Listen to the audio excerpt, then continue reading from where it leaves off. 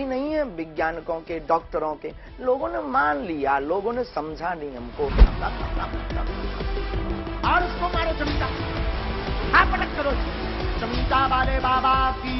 हिंदुस्तान ही हिंदू राष्ट्र नहीं कहलाएगा तो कौन कहलाएगा?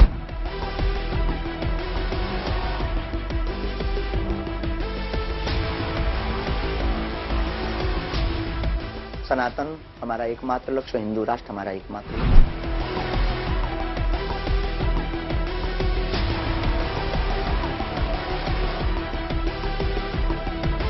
हिंदुस्तान किसी की बाप की बापोती थोड़ी है, हमारे सबके पूर्वजों का देश है। बालाजी के दरबार में अर्जी करती फिर के जय जय सीताराम।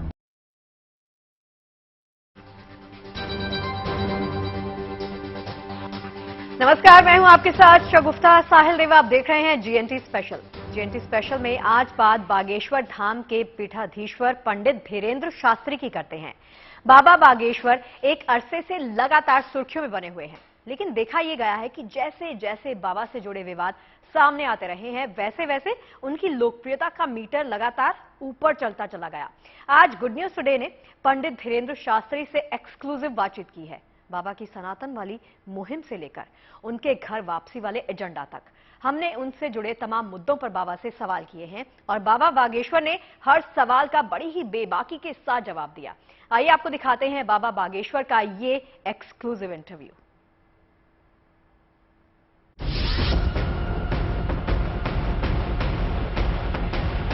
देखो, बालाजी का स्थान है, बालाजी के धाम पर सबका स्वागत है। शंकर जी की बारात में देवता भी गए और भूत प्रीत भी जाते हैं, सब आते हैं। बागेश्वर धाम पर सब आते हैं। बागेश्वर महादेव, बागेश्वर बालाजी विराजमान है। जो आते हैं, जिस भाव से आते हैं, वैसा आशीर्वाद पाते हैं। सब सुख लहे तुम्हारी सरना। तब तो ये सिद्ध होगा कि सब कोई आपके यहाँ पर जो है, और देवता चित्त न धरी, हनुमत से ही सर्व सुख करई। सर्व सुख की ये जो चौपाई है तभी सिद्ध होगी जब सब भाव के आएंगे। यहाँ पर राजपीठ से भी आते, साधु महात्मा भी आते, निजी जीवन से संबंधित विषयों को लेकर के सबको।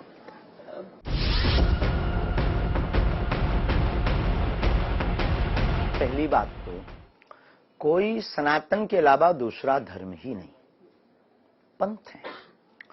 वैचारिक पंथों में अगर कोई भूलवश चला जाता है, जिस प्रकार पुत्र पिता से अगर कुछ दिनों के लिए अलग हो जाए और वापस सॉरी कहता हुआ, क्षमा मांगता हुआ आ जाए, तो पिता दुत्कारता नहीं, सहर्ष प्रेम पूर्वक उसको बुला लेता है। बेटा सुधर गया, आ गया है तो ठीक है, गले लगा लेता है। बस वही हमारे सनातन धर्म में हो रहा है, बागेश्वर धाम से हो रहा है। ये कोई बड़ी बात तो नहीं है, कोई बड़ा विषय तो नहीं है। हम तो उन पंथ के लोगों को भी सनातनी मानते हैं, वो भी सनातनी। मौलाना मदनी जैसे लोग जो ओम और अल्लाह को एक कर देते हैं। हाँ, वो बहुत अच्छा किया, उन्हें याद आ गया सनातन, उन्हें खबर लग गई, इसलिए तो उन्होंने कहा कि ओम, और उसके बारे में तो उन्हें याद आ गया सनातन। सच ये है, देखो आपको बता दें, भारत का प्रत्येक नागरिक अपने हृदय पर हाथ रखे तो वो किसी भी पंथ का हो, उसकी रगों में हमारे राम और कृष्ण का ही खून बह रहा है। अब ऑफिशियली वो बोले ना बोले उसकी मजबूरी है, कैमरे पे बोले ना बोले ये उसकी मजबूरी है, पर उसकी रगों में राम कृष्ण का ही खून बह रहा है, तो सब सनातनी है।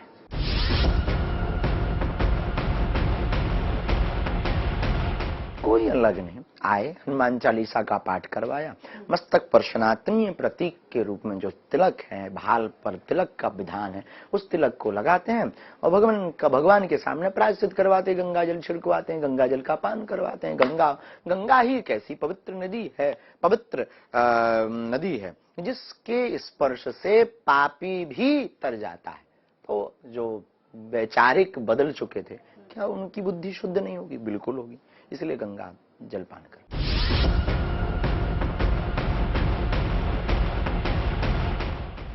हमने सबकी तो नहीं कहा, हम तो सबको मानते ही सनातनी, और हिंदू राष्ट्र है, था, घोषणा की आवश्यकता है, वो होगा बहुत जल्दी।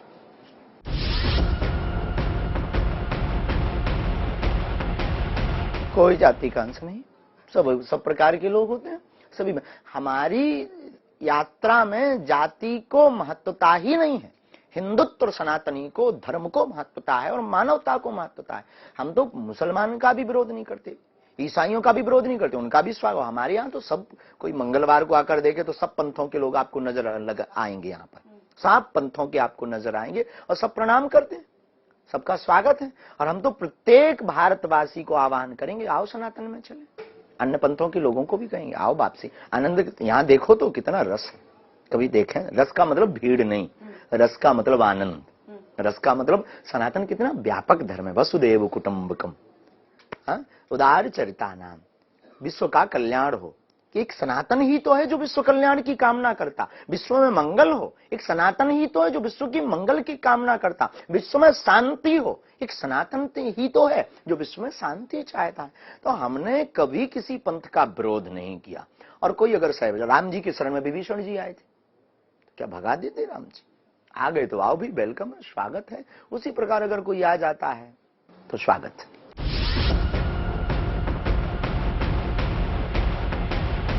ज्यादातर जितने भी लोग हैं हमारे पास, कोई भी आता है तो सबसे पहले बीमार व्यक्ति को हम यही कहते हैं, डॉक्टरी सलाह लो।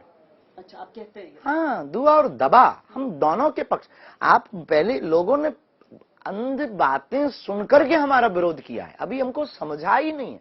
बागेश्वर धाम पर बालाजी ऊपर है, औषधालय नीचे, इसके पीछे रहस्य क्या है? पहले दवा, यहां ठीक ना हो तो मंदिर चढ़ जाओ सो दुआ, और दवा भी लो और दुआ भी लो, दोनों का संयोग होगा, आप बहुत जल्दी ठीक हो जाएंगे। अगर कई बार अखबारों में निकला है, महामृत्युंजय के मंत्र से हार्ट की समस्या ठीक हो गई। ये क्या है? ध्वनि चिकित्सा है। ये क्या है? ये एक पद्धति है, मंत्र चिकित्सा है। बागेश्वर धाम पर वही है। हम विरोधी नहीं है वैज्ञानिकों के, डॉक्टरों के। लोगों ने मान लिया, लोगों ने समझा नहीं हमको, इसलिए वो बोल रहे हैं। हमारी प्रथम कोशिश ये रहती, डॉक्टर को पहले दिखाओ, उसके बाद जब ठीक ना हो तो नासे रोग हरे सब पीरा, जपत निरंतर हनुमत वीरा। आज सभी रोगों का नाश करने की सामर्थ्यता हमारे इष्ट में है, और वो ठीक होते भी हैं बालाजी की कृपा से, हो जाते।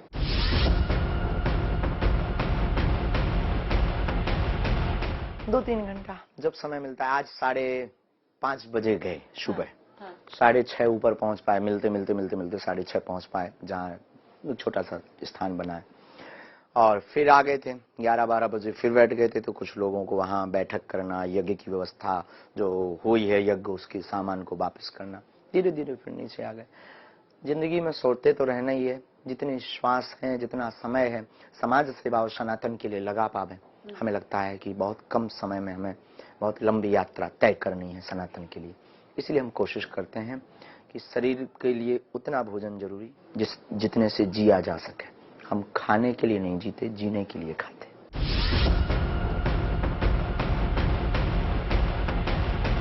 की ऊर्जा है या दोनों है, जुनून है, सनातन का जुनून है, संकल्प का जुनून है, दृढ़ता है, इष्ट की कृपा है, और हनुमान जी की दया है, और उम्र की ऊर्जा है, और सत्य संकल्प का ये प्रभाव है।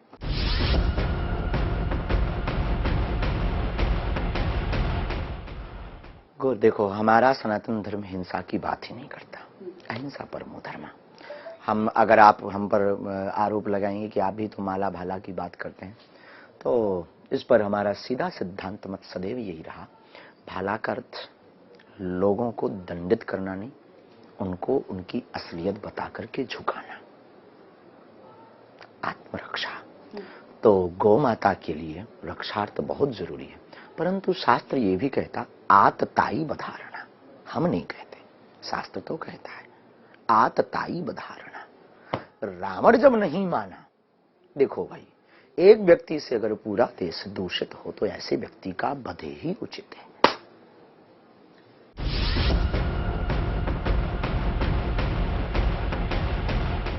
उनकी निज पंथ की मर्यादा, धर्म तो सनातन है, सनातन की बात है, धर्म तो सनातन है, ये उनकी निज पंथ की वैचारिक बात है। मतलब वो अगर अपना धर्म वो कहते हैं तो फिर उनको स्वीकारने में क्या गलती है?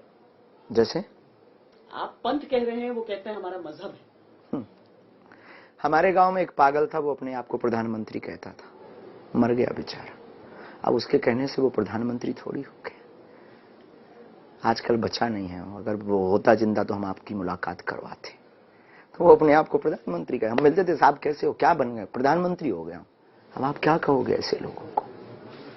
भारत विश्व खैर उसको मेंटल हॉस्पिटल भी ले गए थे, ठीक नहीं हुआ। लोग मान जाएंगे आपकी बात, आपके अनुसार जो अलग पंथ के हैं? उनके मानने से कोई फर्क पड़ेगा? हिंदू राष्ट्र की बात आप करते हैं। लगभग जो सच्चा सनातनी और सच्चा हिंदू व्यक्ति है और सच्चा हिंदुस्तान का व्यक्ति है, चाहे वो कोई भी मुसलमान हो, वो हमारे साथ है।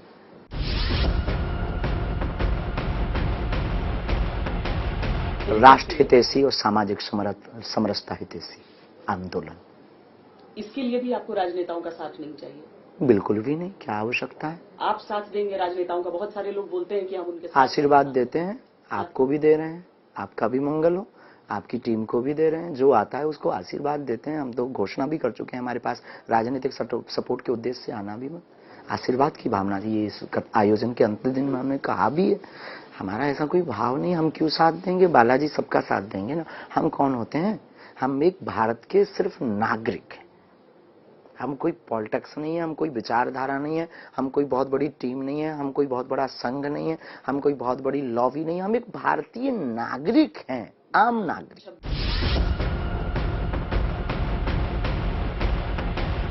20 साल की उम्र में बहुत बड़ी जिम्मेदारी नहीं उठा ली है आपने? ध्रुव जी और प्रहलाद जी ने तो 5 वर्ष की अवस्था में जिम्मेवारी उठाई थी। हमारी अवस्था तो 20 साल अभी भी उनसे ज्यादा है। हमें लगता है हम लेट हो गए। ये काम हमको 18 साल में शुरू कर देना चाहिए था, और आप भी लेट पहुंचे। इस बात पर चर्चा करने के लिए लगभग, क्योंकि आपको इस देश को शायद 1947 में ये बात कर लेनी चाहिए थी, तो हमें जरूरत न पड़ती।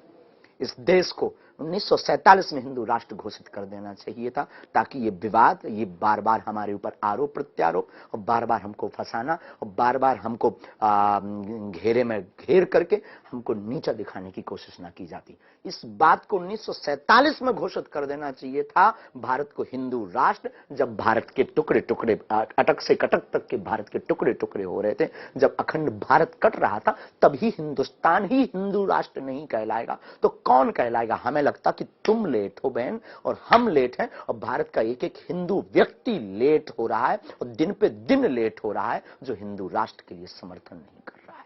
हमें तो नहीं लगता कि हम लेट हैं, हमें तो नहीं लगता कि हम जल्दबाजी हैं, हमें ये लगता कि हम बहुत लेट हो गए। भारत को 1947 में हिंदू राष्ट्र घोषित होना चाहिए था।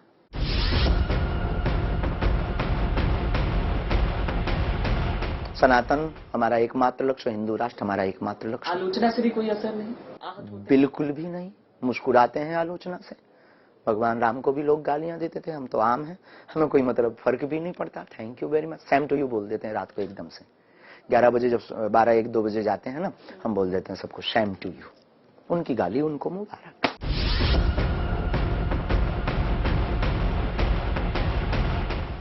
भगवा रंग में सब रंगेंगे, भगवा रंग में रंगेंगे, बालाजी के रंग में सब रंगेंगे, क्या दिक्कत है? मतलब इसमें कोई राजनीतिक संकेत नहीं दे रहे हैं? बिल्कुल भी नहीं। राम रंग किसका राजनीति का है? किसकी बाप की बाप होती है? चंद्रमा हमारा भी और उनका भी, किसी के बाप की बाप होती है थोड़ी है चांद? नहीं, हनुमान जी किसी की बाप की बाप होती थोड़ी है, हिंदुस्तान किसी की बाप की बाप होती थोड़ी है। हमारे सबके पूर्वजों का देश है, भारत के एक एक नागरिक का देश हिंदुस्तान है। तो हम भगवान राम रंग में अगर कोई रंग रहा तो क्या दिक्कत? हनुमान जी के रंग में कोई रंग रहा तो किसको क्या दिक्कत है? अगर किसी को दिक्कत है तो वो अपने आप को काले रंग में रंग ले, उसे हमें क्या दिक्कत? बाबा से जुड़े तमाम विवाद एक तरफ और लाखों श्रद्धालुओं की उनमें आस्था दूसरी तरफ। अभी हाल ही में हमने इसका नजारा तब देखा जब बागेश्वर धाम में 1 हफ्ता लंबे धार्मिक समागम का आयोजन किया गया। इस भव्य आयोजन में शामिल होने के लिए देश भर से बड़ी तादाद में श्रद्धालु और साधु संत पहुंचे थे। बागेश्वर धाम में अक्सर ऐसे आयोजन किए जाते हैं। कल भी धाम में एक कवि सम्मेलन का आयोजन किया गया, जिसमें देश भर से पहुंचे कवियों ने आस्था और राष्ट्र प्रेम के रंगों से सराबोर काव्य पाठ किया। अब इस धाम में मौजूद भक्त काव्य रस में डूबे दिखाई दिए। आइए आपको दिखाते हैं बागेश्वर धाम में और क्या कुछ हुआ। तो जब करोड़ों हिंदू इस 13 फरवरी से 19 फरवरी तक यज्ञ में ईश्वर से कामना हिंदू राष्ट्र की करेगा तो भारत हिंदू राष्ट्र बनेगा।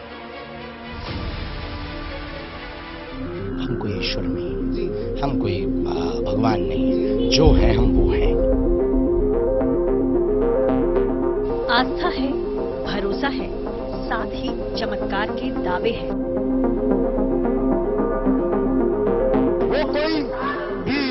पाखंड नहीं है, ना ही जादू टोना है। भगवान का एक विशेष आशीर्वाद है, हनुमान जी का एक विशेष आशीर्वाद है। कोई ईश्वर का अवतार मानता है तो किसी की नजरों में दीन दुखियों का दुख दूर करने वाले संत, किसी के लिए दिव्य दरबार है तो किसी के लिए पूरा संसार। छतरपुर के बागेश्वर धाम में बाबा बागेश्वर के भक्तों का मजमा यूं ही जुटा रहता है। कभी भक्त यहाँ के पीठाधीश्वर पंडित धीरेन्द्र कृष्ण शास्त्री के कथा वाचन से भाव विभोर होते हैं तो कभी भजन संध्या में झूमते नजर आते हैं। उन सारी चीजों के लिए जिम्मेदार हैं जो अंधविश्वास फैलाता है। इनफैक्ट यूट्यूब पे भी इनकी काफी ज्यादा फॉलोअरशिप है और यूट्यूब पे भी जब भी ये ऑनलाइन जाते हैं बहुत लाखों लोग पूरे देश दुनिया से इनके साथ जुड़ जाते हैं। तो कभी राष्ट्र प्रेम और भक्ति रस में डूबे कवि सम्मेलन का आनंद उठाते हैं। बुधवार की शाम बाबा बागेश्वर के धाम में आस्था और देशभक्ति से सराबोर ऐसे ही कवि सम्मेलन का आयोजन हुआ। इस मौके पर देश के अलग अलग हिस्सों से पहुंचे कवियों ने अपने काव्य पाठ से धाम में मौजूद श्रद्धालुओं का दिल जीत लिया। क्या संत और क्या श्रद्धालु, सभी पर काव्य रस का जादू साफ नजर आ रहा था। यहाँ तक कि पंडित धीरेन्द्र शास्त्री खुद भी काव्य पाठ पर वाहवाही कर रहे थे। आंदोलन समाप्त। बागेश्वर धाम में आए दिन भक्तों के लिए ऐसे कार्यक्रमों का आयोजन किया जाता रहा है। अभी हाल ही में बागेश्वर धाम में ही 7 दिन लंबे धार्मिक समागम का आयोजन हुआ था, जिसके लिए देश भर से भक्तों का सैलाब बागेश्वर धाम पहुंचा था। हाँ, और दोनों हाथ ऊपर रख सिर कैसा जिंदा है, ताकत मत दिखाया। हंसते हैं तो इसका मतलब ये नहीं कि तू बहादुर है, मार मार हम लाल कर देंगे, जिंदों का बादशाह नहीं, नाक नगर नीचे। बागेश्वर धाम में हुए इस कार्यक्रम के तहत रोज भक्तों की पेशी की जाती थी। पेशी के दौरान बागेश्वर सरकार भक्तों की समस्याओं को सुनकर उन्हें समाधान देते थे। वो आप पे भी प्रभाव करता है। क्या आप पर भी प्रभाव करता है जी। स्थान पर वास है, वो कभी सामान नहीं फेंकता। नर्व्स में प्रॉब्लम नहीं, नस में दिक्कत नहीं है, नस से समस्या से नहीं है, इसलिए वो घूमता था, नहीं तो दवा काम नहीं करती। 13 से 19 फरवरी तक हुआ ये आयोजन बेहद भव्य रहा। कार्यक्रम में धार्मिक प्रवचनों के साथ कवि सम्मेलन और भजन संध्या का आयोजन भी हुआ। बहुत महत्वपूर्ण काम के लिए आया हूँ। बागेश्वर धाम में 13 से 17 फरवरी के बीच मां अन्नपूर्णा महायज्ञ का आयोजन भी हुआ, जिसमें शामिल होने के लिए दूर दूर से भक्त बागेश्वर धाम पहुंचे थे। लेकिन पूरे समारोह का सबसे खास दिन रहा 18 फरवरी, जब बागेश्वर धाम में महाशिवरात्रि के पर्व पर 125 बेटियों का सामूहिक विवाह करवाया गया। सामूहिक विवाह में 125 वर वधू के जोड़ों ने एक साथ 7 फेरे लिए। पूरे आयोजन के दौरान बाबा बागेश्वर नवविवाहित जोड़ों को आशीर्वाद देने के लिए खुद भी मौजूद रहे। बता दें कि बागेश्वर धाम के हर कार्यक्रम में भक्त बढ़ चढ़कर भाग लेते हैं। चाहे बागेश्वर महाराज की शैली का, उनके दावों का विरोध भी होता है और सवाल भी उठाए जाते हैं, पर इन सब से परे एक सच ये भी है कि बागेश्वर धाम में हर वक्त बड़ी संख्या में भक्त मौजूद रहते हैं, जिन्हें ये अटूट विश्वास होता है कि बागेश्वर महाराज उनके सारे दुखों को हर लेंगे। Bureau report, good news today.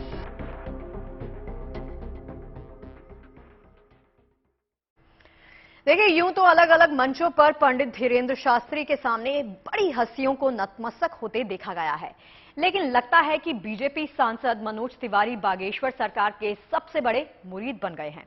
आजकल वो जहां भी जा रहे हैं, बाबा के सुर में सुर मिलाते देखे जा सकते हैं। पिछले हफ्ते उन्हें बाबा की भजन संध्या में गाते हुए देखा गया था। अब हाल ही में मनोज तिवारी कार्यक्रम में शामिल होने बिहार के कैमूर पहुंचे तो पंडित धीरेन्द्र शास्त्री को भी वहां आने का न्योता भेज दिया, और वो भी बाकायदा वीडियो कॉल से। ऐसा लगता है कि पंडित धीरेन्द्र शास्त्री की सनातन वाली मुहिम मनोज तिवारी को कुछ ज्यादा ही रास आ गई है।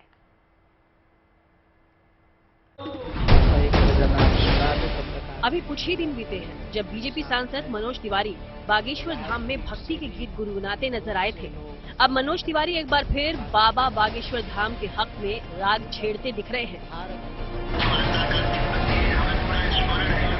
गुरु जी बहुत खंडित मूर्ति है में संकट मोचन जी का बड़ा गुरु जी बड़ी कृपा।